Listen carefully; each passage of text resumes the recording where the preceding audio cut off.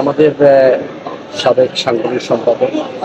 সিলেট জেলা বিএনপির সাবেক সভাপতি বিশ্বনাথ বালাগঞ্জের সন্তান সাবেক সংসদ ইয়াসালিম সহ যারা গুম হয়েছে মিথ্যা গণগুনার দিনার এবং সহ আমরা বিগত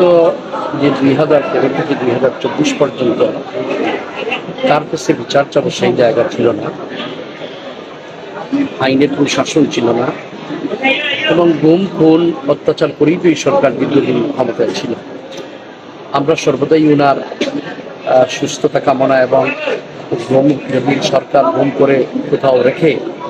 এখনো অদ্যাবধি বলতে থাকি আমরা ওনার গুম থেকে যেন মুক্তি পান সেটার জন্য অবশ্যই আমরা দাবি করতেছি। কিন্তু ব্যাপারটা হলো যে